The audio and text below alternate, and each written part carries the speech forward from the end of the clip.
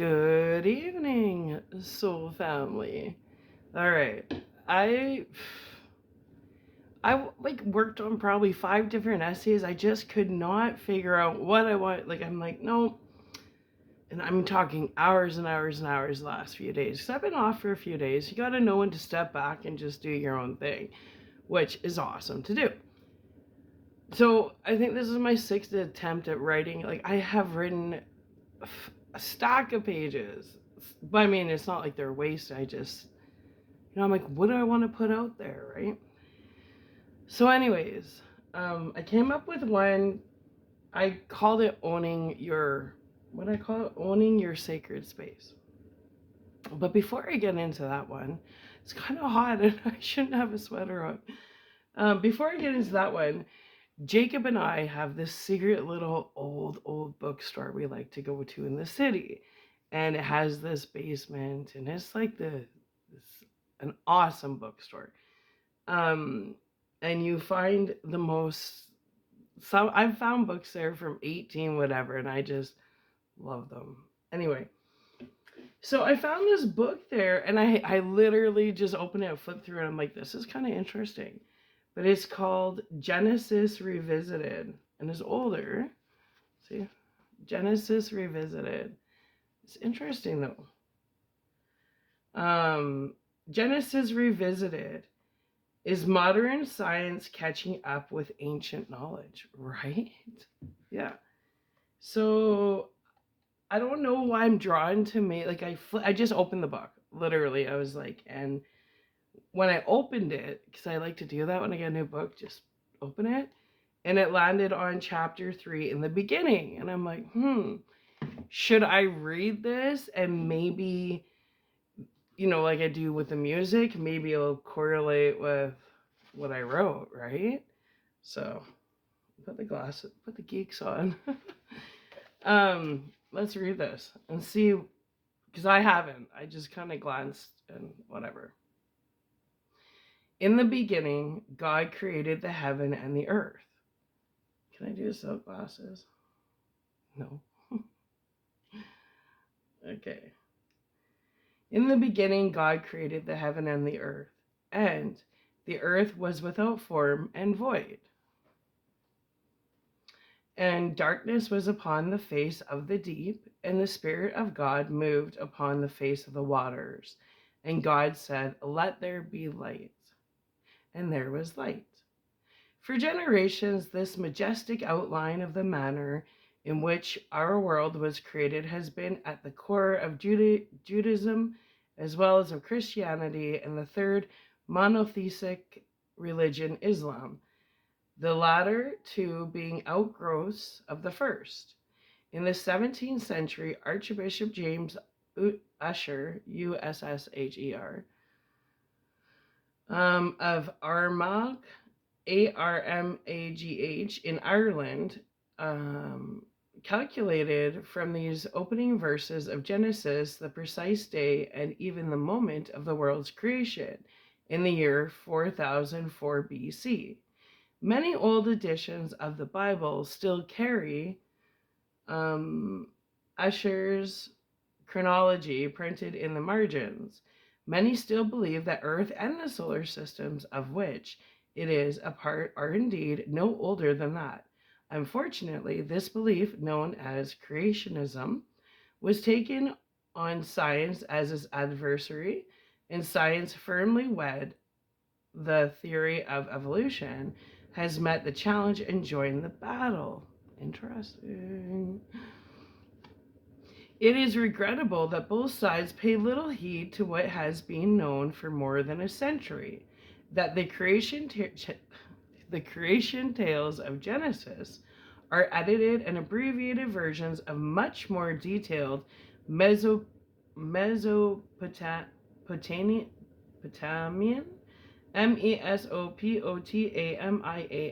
texts, which were in turn versions of an original Sumerian text. The battle lines between the creationists and the evolutionists, a totally unwarranted demarcation, as the evidence herewith presented will show, are undoubtedly more sharply etched by the principle of the separation between religion and state that is embodied in the U.S. Constitution. But such a separation is not the norm among the Earth's nations. Even in enlightened democracies such as England, nor was it the norm in antiquity when the Biblical verses were written down. Indeed, in ancient times, the king was also the high priest. The state had a national religion, a national god, the temple were the seat of scientific knowledge, and the priests were the savants, not servants, savants. This was so because when civilization began, the gods who were worshipped, the focus of the act of being religious, were none other than the Anunnaki Nephilim, who were the source of all manner of knowledge, allies, science on earth. The merging of state religion and science was nowhere more complete than in Babylon. There, the original Sumerian epic of creation was translated and revised so that Marduk, the Babylonian national god, was assigned a celestial counterpart by renaming Nibiru Marduk in the Babylonian versions of the creation story. The Babylonians usurped for Marduk the attributes of a supreme god of heaven and earth. This version, the most intact one found so far, is known as Enuma Elish, which means when in the heights, taken from its opening words. It became the most hallowed religion, political, scientific document of the land. It was read as a central part of the New Year's rituals, and players reenacted the tale impassioned plays to bring its import home to the masses. The clay tablets, and it goes into the tablets, right? On which they were written in prized possessions of temples and royal libraries in antiquity. The decipherment of the writings on the clay tablets, discovered in the ruins of ancient Mesopotamia more than a century ago, led to the realization that texts existed that related biblical creation tales millennia before the Old Testament was compiled. Especially important were texts found in the library of the Assyrian king Ashurbanipal, blah blah blah, and that's spelled Ashurbanipal, in Nineveh. Nineveh, it says a city of biblical renown. They recorded a tale of creation that matches, in some parts, word for word, the tale of Genesis. George Smith of the British Museum pieced together the broken tablets that held the creation text and published in 1876 the Chaldean Genesis, Chaldean Genesis. It conclusively established that there were indeed existed an Akkadian, Akkadian text of the Genesis tale, written in the Old Babylonian dialect that preceded the biblical text by at least 1,000 years. Ooh, interesting. I'm going to like this book.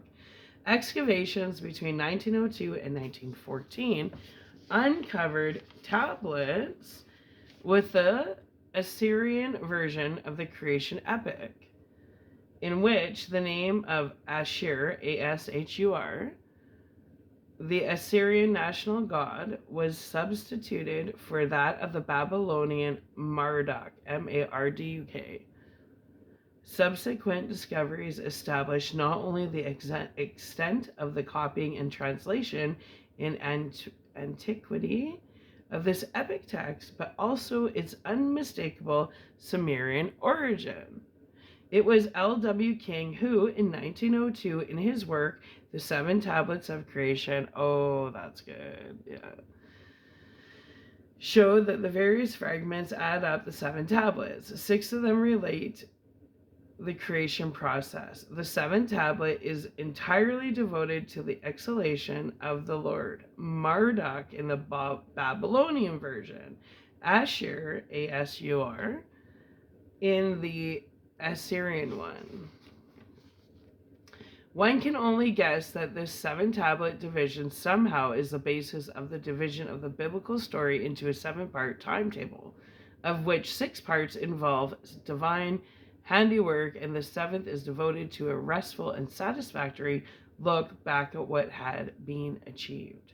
It is true that the book of Genesis, written in Hebrew, uses the term Yom, or Y-O-M, commonly meaning and translated as day, to denote each phrase.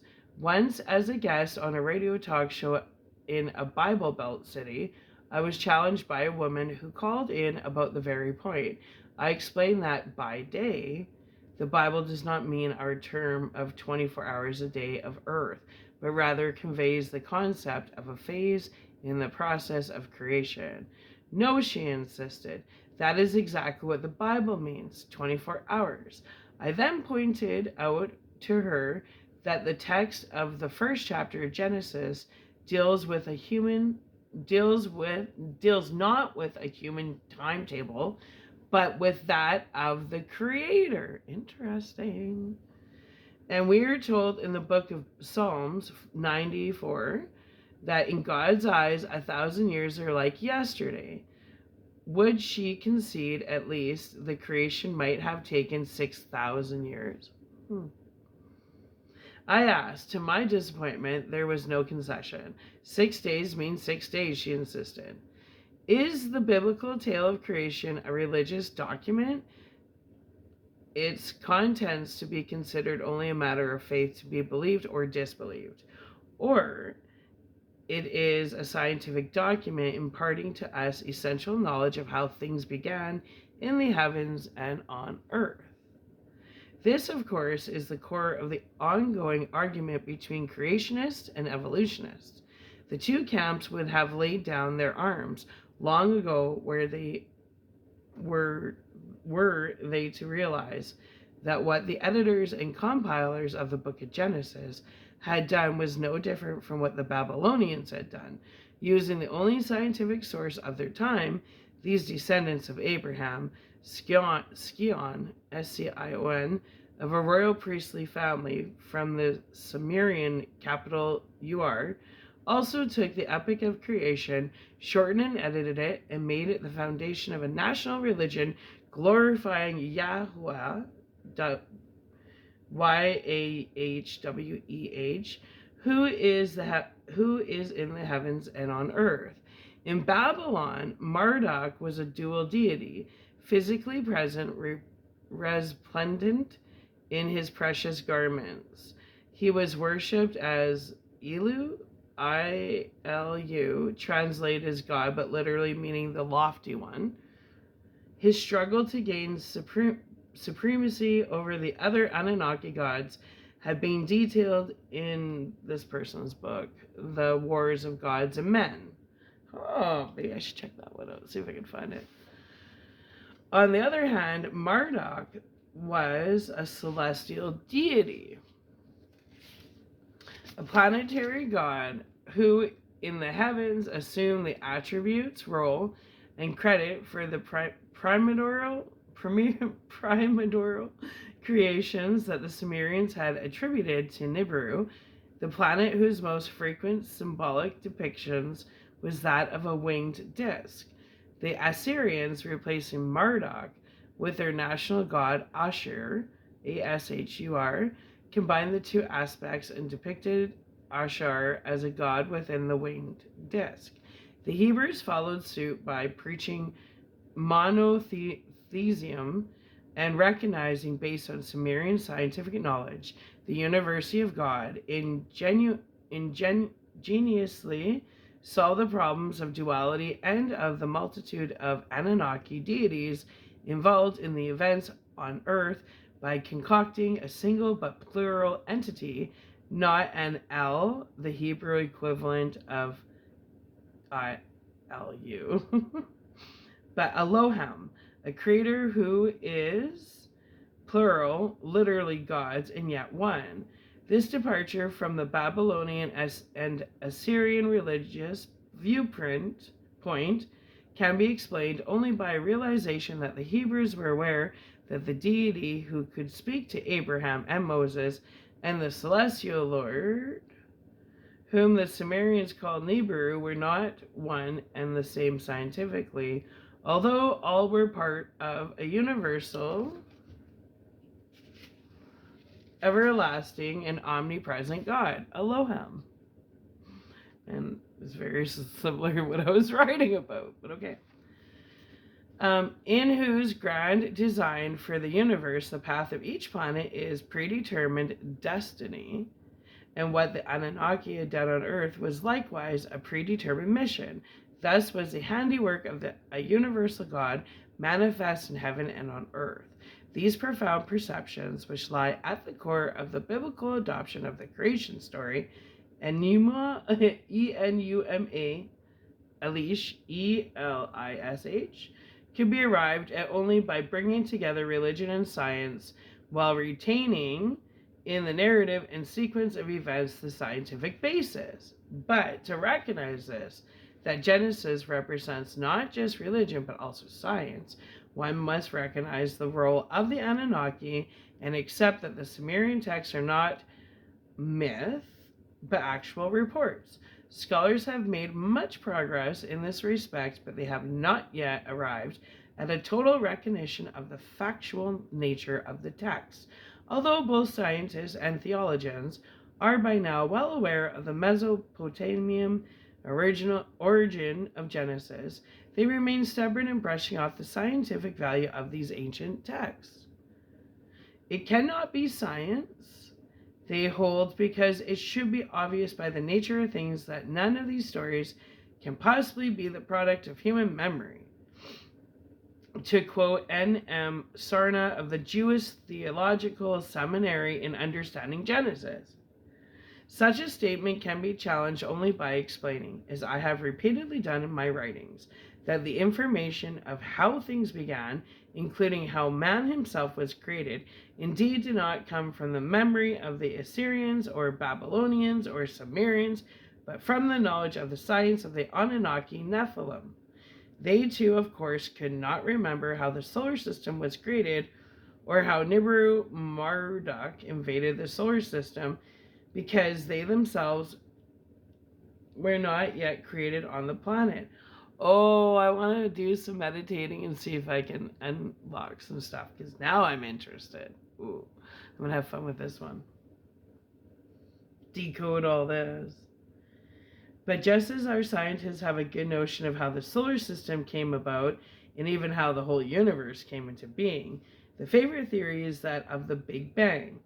The Anunnaki Nephilim, capable of space travel 450,000 years ago, 450,000 years ago, surely had the capacity to arrive at sensible scenarios of creation, much more since their planet, acting as a spacecraft that sailed past all the other planets, gave them a chance at repeated close looks that were undoubtedly more extensive than our Voyager peaks.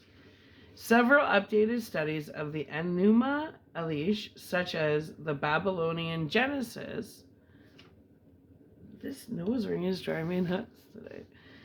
It's the glasses, I think. Babylonian Genesis by Alexander Hedel of the Oriental Institute, University of Chicago, have dwelt on the parallels in the theme and structure between the Mesopotamian and biblical theme and structure and biblical narratives. Both indeed begin with a statement that the tale takes its reader or listener, as in Babylonian, to the primordial time when the earth and the heavens did not yet exist. But whereas the Sumerian cosmogony dealt with the creation of the solar system and only then set the stage for the appearance of the celestial lord Nibiru Marduk, The biblical version skipped all that and went directly to the celestial battle and its aftermath. With the immensity of space as its canvas, here is how the Mesopotamian version began to draw the primordial picture. When in the heights heaven had not been named, and below earth had not been called, not by primordial Apsu, APSU, their begetter, Mummu, MUMMU, and Tiamat, she who bore them all. Their waters were mingled together, no reed had yet been formed, nor marshland had appeared.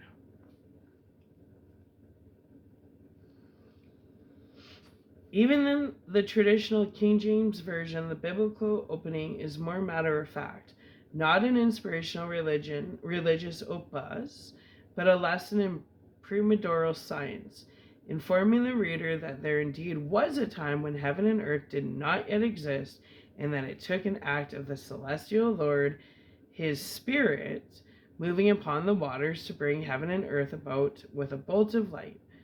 The progress in biblical and linguistic studies since the time of King James has moved the editors of both the Catholic, the New American Bible, and the New English Bible of the churches in Great Britain to substitute the word wind, which is what the Hebrew Rashant means, R-U space hyphenation ACH means, for the Spirit of God. So that the last verse now reads, a mighty wind swept over the waters.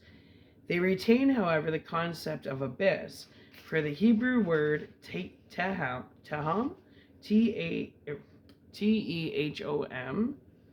in the original Bible, but by now even theologians acknowledge that the reference is to no other entity than the Sumerian Tiamat.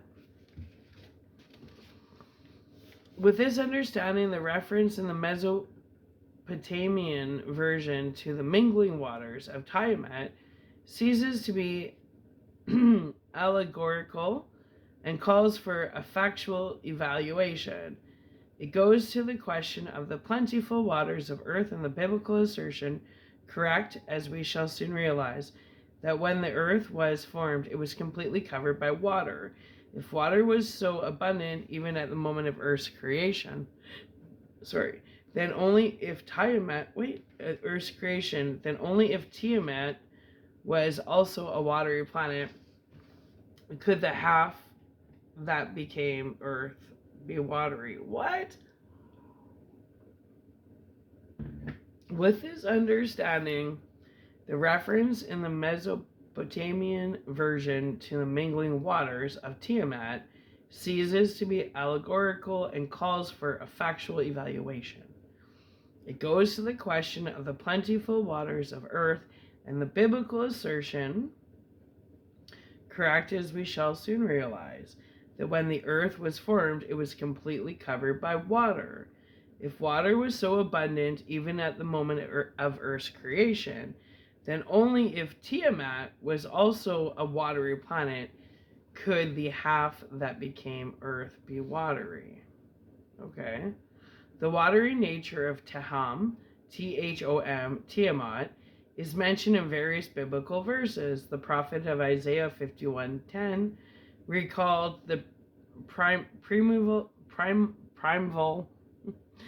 days when the might of the Lord carved the haughty one, made spin the watery monster. And I think carved a haughty one, isn't that inner earth where that's how the sun was carved out of? Okay, maybe that's too much for you guys. Never mind. Carved the haughty one, made spin the watery monster, drained off the waters of the mighty Tehom, Tehom. The psalmist extolled the Lord of beginning, who by thy might the waters thou didst disperse, the leader of the watery monsters thou didst break up. What was the wind of the Lord that moved upon the face of the waters of Tehom, Tiamat? Not the divine spirit, but the satellite of Nibiru, Marduk, that in the Mesopotamian text was called by the term. Those texts vividly describe the flashes and lightning strokes that burst off Nibiru Marduk as it closed in on Tiamat. Applying this knowledge to the biblical text, its correct reading emerges. When in the beginning the Lord created the heaven and earth, the earth, not yet formed, was in the void, and there was darkness upon Tiamat. Then the wind of the Lord swept upon its waters, and the Lord commanded, "Let there be lightning," and there was a bright light. The continuing narrative of Genesis does not describe the ensuing splitting of Tiamat or the breakup of her host of satellites described so vividly in the Mesopotamian text. It is evident, however, from the above quoted verses from Isaiah and Psalms, as well as from the narrative in Job 26, verse 7 to 13, that the Hebrews were familiar with the skipped over portions of the original tale. Job recalled how the celestial Lord smote the helpers of the haughty one, and he exalted the Lord who, having come from the outer reaches of space, cleaved Tiamat, Tehom, Tehom, and changed the solar system. The hammered canopy he stretched out in the place of Tehom. The earth suspended in the void, he penned waters in its denseness, without any cloud bursting. His powers the waters did arrest, his energy the haughty one did cleave. His wind the hammered bracelet measured out, his hand the twisting dragon did extinguish. The Mesopotamian text continued from here to describe how Nibiru Marduk formed the asteroid belt of the Tiamat's lower half. The other half of her he set up as a screen for the skies. Locking them together as watchmen, he stationed them. He bent Tiamat's tail to form the great band as a bracelet. Genesis picks up the primordial tale here and describes the forming of the asteroid belt thus. And Elohim said, "Let there be a firmament in the midst of the waters, and let it divide the waters from the waters." And Elohim made the firmament, dividing the waters which was under the firmament from the waters which was above the firmament, and Elohim called the firmament heaven. Realizing that the Hebrew word shama is Shama-im, is used to speak of heaven and the heavens in general, the editors of Genesis went into some length to use two terms for the heaven created as a result of the destruction of Tiamat. What separated the upper waters from the lower waters, the Genesis text stresses, was the Raki'ah, R-A-K-I-A, generally translated as firmament. It literally means hammered out bracelet. Then Genesis goes on to explain that Elohim then called the Raki'ah, the so-called firmament, Shama-im, the heaven, a name that in the first use in the Bible consists of the two words Sham and Ma'im, meaning literally where the word waters were, the living waters. In the creation tale of Genesis, the heaven was a specific celestial location where Tiamat and her waters had been, where the asteroid belt was hammered out. That happened according to the Mesopotamian text when Nibiru Marduk returned to the place of crossing, the second phase of the battle with Tiamat, day 2, if you wish, as the biblical narrative does. This is so interesting. I just want to keep reading. Shit, we're already half an hour. Okay, I'm going to read this on my own because this is actually quite good because that was the most I've read. I flipped through it. It's called Genesis Revisited, and I'll read the back. And I'm totally gonna, I think I'm gonna do a book review on this because now I'm into it. And I'm gonna take my time because the table of contents on here, hold on. Okay. When is this even from? Oh, it's not that old. 1990. I thought it was a lot older than that. Okay, so the table of contents. This looks really interesting. The host of heaven. It came from outer space in the beginning. The messengers of Genesis. Gaia, the cleaved planet. Witness to Genesis. The seed of life. The atom, a slave made to order. Oh. The mother called Eve, when wisdom was lowered from heaven, a space base on Mars, Phobos, malfunction, or Star Wars incident, in secret anticipation. I am so excited to review this book. Yeah, this is my kind of book. Yeah. Because I find Genesis fascinating. I've been breaking down Genesis. I started really getting into trying to break down Genesis in like 2007, so almost 20 years. Well, okay. We're gonna make 2 videos because that I wasn't expecting to read for half an hour. So I'm gonna come back. Bye.